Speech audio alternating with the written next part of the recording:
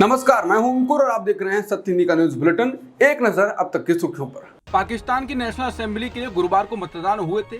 मतदान खत्म होने के 40 घंटे से ज्यादा समय बीत जाने के बाद भी 266 में से 13 सीटें ऐसी हैं जहां नतीजे अभी तक घोषित नहीं किए गए हैं। पाकिस्तान चुनाव के आयोग के मुताबिक नेशनल असेंबली के 266 में से 252 पर नतीजे घोषित कर दिए गए हैं। चुनाव आयोग के मुताबिक 252 सीटों में 100 पर निर्दलीय, 71 पर पाकिस्तान मुस्लिम लीग नवाज, 54 पर पीपीपी और 17 सीटों पर एमक्यूएम के उम्मीदवारों ने जीत दर्ज की है।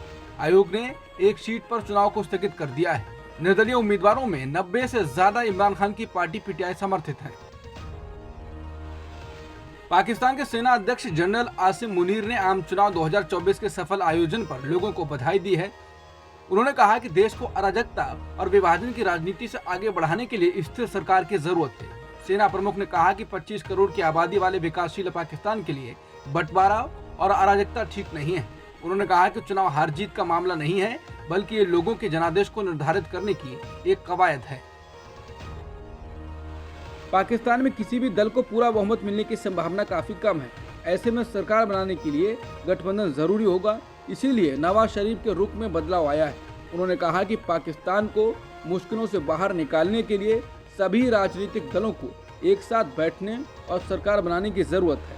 केंद्रीय गृह मंत्री अमित शाह ने शनिवार को नागरिकता संशोधन अधिनियम यानी CAA को लेकर अहम बयान दिया है। उन्होंने कहा कि चुनाव से पहले ही CAA को अमल में आना है, इसमें किसी को कंफ्यूजन नहीं रखना चाहिए। उन्होंने कहा ये भी कांग्रेस पार्टी के नेताओं का वादा है। जब देश का विभाजन किया और पाकिस्तान में हिंदू, बौद्ध, जैन, ईसाई अल्पसंख्यक थे, उन पर प्रताड़ना होती थी, सारे लोग यहाँ भागकर आना चाहते थे।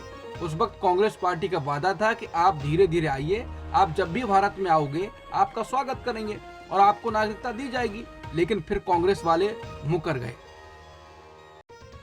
अमित शाह ने कहा कि मैं स्पष्ट करना चाहता हूं कि CAA किसी की भी नागरिकता लेने या छीनने का कानून नहीं है।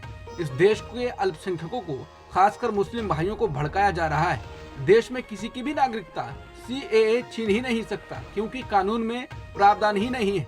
उन्होंने कहा कि धार्मिक प्रताड़ना के कारण पाकिस्तान और बांग्लादेश से जो शरणार्थी आए हैं, CAA उनको नागरिकता देने का कानून है। मैं मानता हूं कि इसमें किसी का विरोध नहीं होना चाहिए। पंजाब से भी इंडिया गठबंधन को झटका लग रहा है। सीएम अरविंद केजरीवाल ने ऐलान कर दिया है कि आप सभी सीटों पर उम्मीदवार उतारने जा रही है।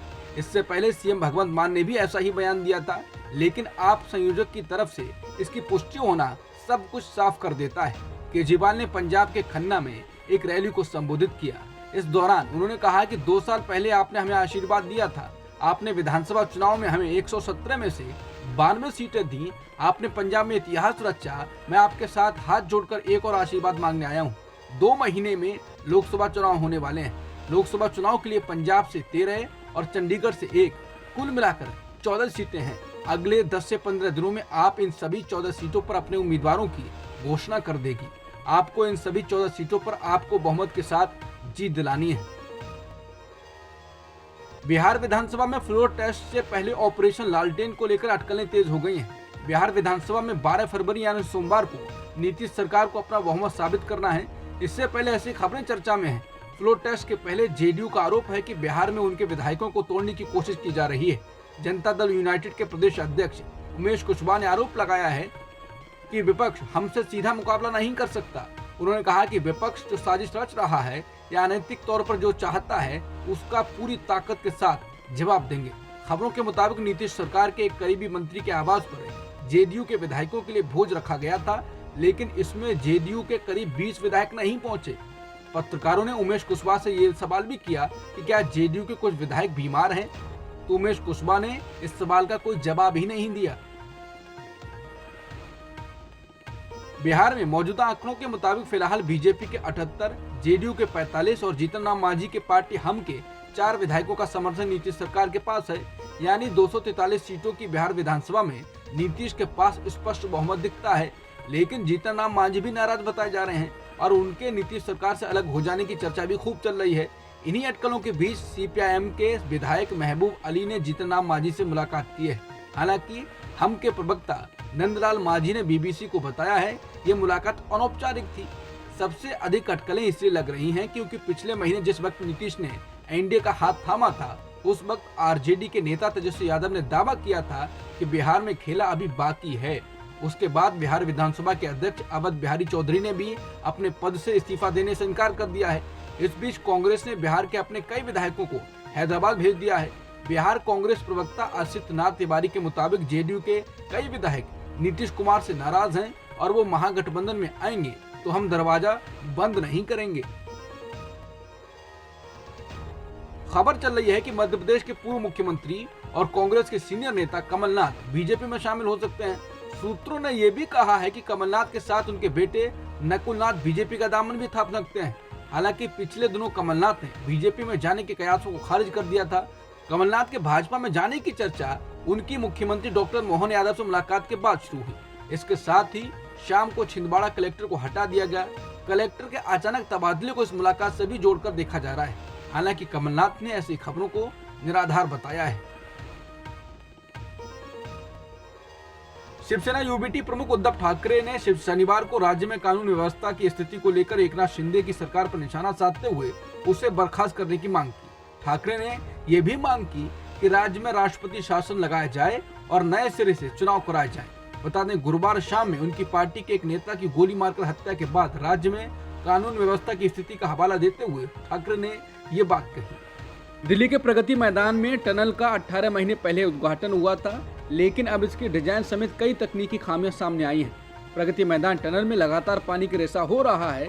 टनल के फाउंडेशन में दरारें देखी गई हैं। इसी को लेकर राहुल गांधी ने लिखा है कि देश में भ्रष्टाचारियों का अमृतकाल चल रहा है। 777 करोड़ खर्च कर बनाई गई प्रगति मैदान टनल सिर्फ एक साल में उपयोग के लायक नहीं रही। प्रधानमंत्री विकास की हर परियोजना पर प्लानिंग की जगह मॉडलिंग कर रहे हैं और ईडी, सीबीआई, आईटी भ्रष्टाचार से नहीं लोकतंत्र से लड़ रहे हैं। राज्यसभा में खड़गे ने जयंत चौधरी को बोलने से रोका, जिसके बाद जयंत ने कहा कि मेरा अपमान किया गया। जयंत ने कहा कि मोदी सरकार ने किसानों का सम्मान किया है, सम्मान पर राजनीति करना ठीक नहीं। उन्होंने कहा कि चौधरी चरण सिंह सिर्फ एक पार्टी के नहीं है। जयंत ने इसके साथ ही कहा कि पीएम मोदी में चौधरी चरण सिंह की झलक है। बता दें, जयंत चौधरी ने कल भी पीएम मोदी की जमकर तारीफ की थी और साथ ही जब उनसे सवाल पूछा गया कि क्या वो बीजेपी के साथ जा रहे हैं तो उन्होंने कहा था, आज मैं किस मुंह से मना करूं। जयंत चौधरी आज संसद में बोले कि पीएम मोदी में चौधरी चरण सिंह की झलक दिखती है। इसको रीट्वीट कर कांग्रेस नेता पवन खेड़ा ने लिखा है कि महिला पहलवानों के साथ हुए अन्याय को बड़े चौधरी साहब कतई बर्दाश्त नहीं करते। वहीं ट्विटर पर कुछ अन्य लोग पहलवान साक्षी मलिक का कुश्ती छोड़ते हुए और किसान आंदोलन को फोटो ट्वीट कर जयंत चौधरी की बात लिख रहे हैं कि मोदी सरकार गाँवों और महिलाओं के लिए बेहतरीन काम कर रही है। मैं उनमें चरण सिंह की छाया देखता हूँ। यानी जयंत चौधरी पर तंज कसा जा रहा है। जयंत चौधरी के पारा बदलने के कयासों और भारत रत्न को लेकर सोशल मीडिया पर काफी रिएक्शन हो रहे हैं। पत्रकार रणविजय सिंह ने किसान आंदोलन के दौरान एक तस्वीर साझा की है जिसमें एक जवान किसान को डंडे से मार रहा है। इसके साथ ही पत्रकार ने लिखा है कि जयंत चौधरी ने आज संसद में कहा कि मोदी सरकार की कार्यशैली में चौधरी चरण सिंह के विचारों की झलक है। कई लोग जयंत चौधरी का एक पुराना बयान शेयर कर रहे हैं। इस बयान में वो कहते हुए सुने जा सकते हैं, मैं कोई चवन्नी हूँ तो ऐसे करके पलट जाऊंगा। लेखक अशोक कुमार पांडे ने लिखा है कि जयंत चौधरी और उनके सेकुलर सिपाहियों का दिल जीता जा चुका है। दिल को डील भी पड़ सकते हैं। घोषणा की औपचारिकता 2-3 दिन में पूरी कर ली जाएगी। उत्तर प्रदेश में इंडिया ब्लॉक को एक और झटका लगा है। राष्ट्रीय लोक दल के एनडीए के साथ जाना तय है। वहीं सपा नेता रामगोपाल यादव से जब पूछा गया कि जयंत के जाने पर क्या आपको झटका लगा है, इसके जवाब में उन्होंने कहा, ना हमें धक्का लगा है ना लगेगा। इससे पहले उन्होंने कल कहा था, कोई फर्क नहीं पड़ता कि कौन जा रहा है, जनता बड़ी है। चुनाव के समय कोई आता और कोई जाता है तो उससे कोई फर्क नहीं पड़ता है। उत्तराखंड के हिंसाग्रस्त हल्द्वानी शहर के बाहरी इलाकों से कर्फ्यू हटा लिया गया है, लेकिन बनभूलपुरा क्षेत्र में ये लागू रहेगा, जहां एक अवैध मदरसे को तोड़े जाने को लेकर भीड़ ने आगजनी और तोड़फोड़ की थी। पुलिस ने कहा कि अराजक तत्वों को ढूंढा जा रहा है और उनकी गिरफ्तारियां होगी। अधिकारी ने बताया कि इस हिंसा को लेकर 3 एफआईआर दर्ज की गई हैं, जिसमें 16 लोगों को नामजद किया गया है और 5 की गिरफ्तारी हो चुकी है। सीसीटीवी फुटेज की मदद से आरोपियों की पहचान की जा रही है। वरिष्ठ पत्रकार निखिल वागले की कार पर शुक्रवार शाम पुणे के खंडोजी बाबा चौक पर बीजेपी के कार्यकर्ताओं ने हमला किया। इस हमले में वो जिस कार में बैठे थे उसके शीशे टूट गए। पुणे के डेक्कन क्षेत्र में खंडोजी बाबा चौक पर उनकी कार पर तब हमला हुआ जब वो निर्भय बनो सभा को संबोधित करने जा रहे थे। इस दौरान उनकी कार पर स्याही भी फेंकी गई थी। हमला किए जाने के बाद विपक्षी दलों ने महाराष्ट्र सरकार की तीखी आलोचना की है। वागले ने आडवाणी को भारत रत्न दिए जाने को लेकर ये मोदी पर टिप्पणी की थी। इससे भाजपा कार्यकर्ता और हिंदू संगठन निखिल वागले से नाराज हैं। उसी का विरोध करने के लिए उन्होंने इस हरकत को अंजाम दिया। निखिल वागले की कार पर हमला किए जाने के बाद विपक्ष ने महाराष्ट्र में बीजेपी सरकार की निंदा की है। एनसीपी शरद चंद्र पवार ने घटना की निंदा की और बीजेपी से पूछा कि उन्हें दंगा करने का लाइसेंस किसने दिया है। सुप्रिया सुले ने एक्स पर पोस्ट करते हुए लिखा है, वरिष्ठ पत्रकार निखिल वागले पर बीजेपी के कार्यकर्ताओं ने हमला किया और पत्थर भी मारे। इस वजह से वहां से गुजर रही कुछ लड़कियों के भी चोट आई है। जब ये घटना हो रही थी तब पुलिस वहां खड़े होकर देख रही थी। क्या किसी ने पुलिस को आदेश दिया था कि वो किसी तरह का एक्शन ना ले? बीजेपी को इस तरह से हमला करने का लाइसेंस किसने दिया? इस देश में विचारों का मुकाबला विचारों से करने की एक लंबी परंपरा रही है। मैं इस घटना की कड़ी निंदा करती हूँ। वहीं शिवसेना उद्धव बालासाहेब ठाकरे सांसद संजय राउत ने आरोप लगाया कि महाविकास अघाड़ी की कई महिला कार्यकर्ताओं को भाजपा के गुंडों ने पीटा और उन पर अंडे, पत्थर और ईंटें फेंकी गईं, जबकि पुणे पुलिस दर्शक बनी रही। उन्होंने कहा कि पुणे में भाजपा द्वारा लोकतंत्र की हत्या करने का बेशर्म प्रयास किया गया। आपको शर्म आनी चाहिए।